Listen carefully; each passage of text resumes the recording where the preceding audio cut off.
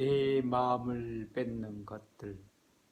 대림절 또는 강림절, 대강절 첫 주에는 루카복음서 21장 25절부터 28절, 34절부터 36절을 읽고 묵상하고 나누고자 합니다.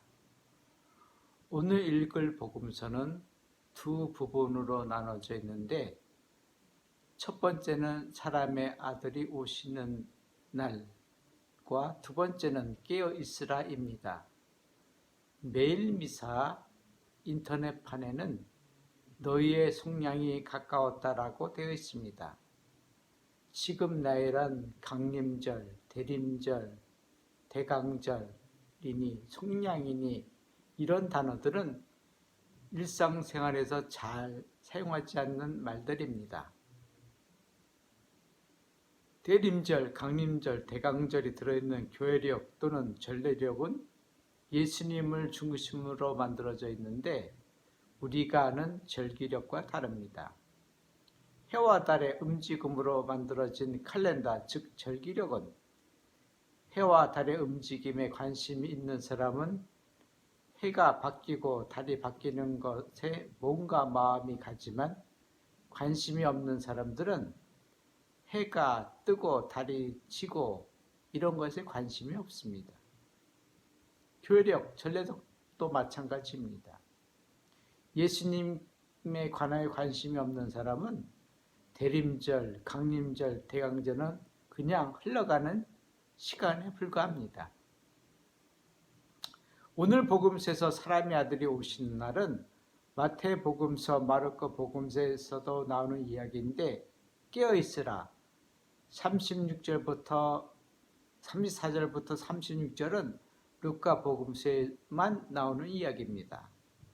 공간 복음서에서 같이 다루지 않는 부분은 각 복음 공동체의 관심 또는 편집자의 의도 또는 목적으로 편집되었습니다.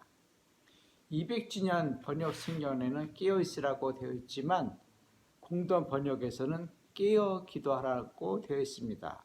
공동 번역이 1970년 후반에 출판되었고 200주년 번역은 2005년에 출판되었는데 30년이 넘는 세월 속에서 번역, 편집되는 과정 속에서 깨어 기도하라는 말은 기도하라는 말이 빠져 있고 깨어 있으라 합니다.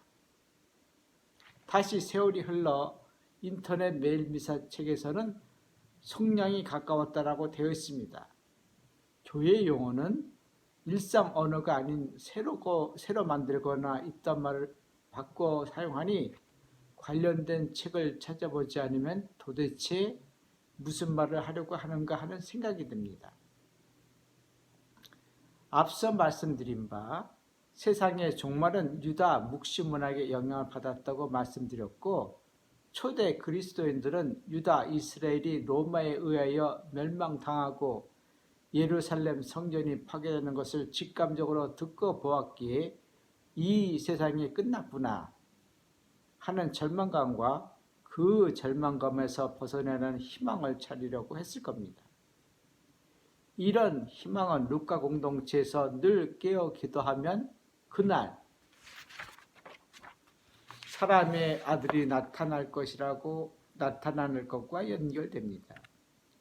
오늘 복음서에서 나오지 않는 38절, 온 백성은 그분의 말씀을 들으려고 성전에 계신 그분께 이른 아침부터 모여들었다는 말로 추가됩니다. 신앙생활은 그야말로 신앙이 생활화된 삶을 말합니다. 신앙의 행위는 이른 아침부터 예수님의 말씀을 읽는 것으로 시작됩니다. 읽고 묵상한 것을 삶 속에서 사는 것이 신앙생활입니다.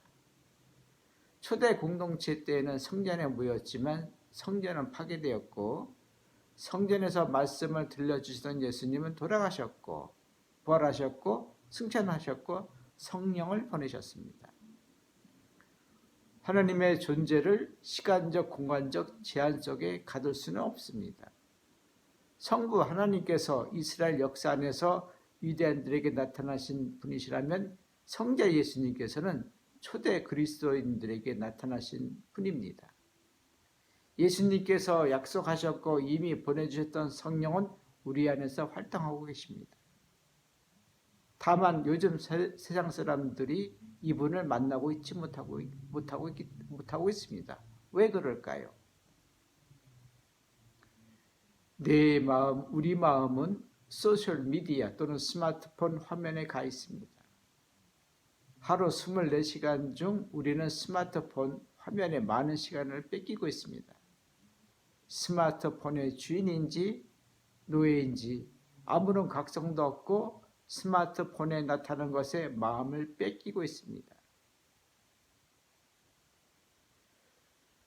스마트폰 같은 문명의 길을 나쁘다고 얘기하는 것은 아닙니다.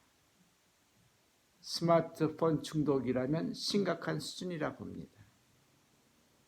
오늘 복음서 36절에서 사람의 아들 앞에서 설 수 있는 힘을 지니도록 늘 깨어 기도하라고 하였지만 사람의 아들 앞에 아니라 스마트폰 앞에 두고 사람의 아들이 나타날 줄 모르고 스마트폰에 빠져 있지 않을까 걱정이 됩니다.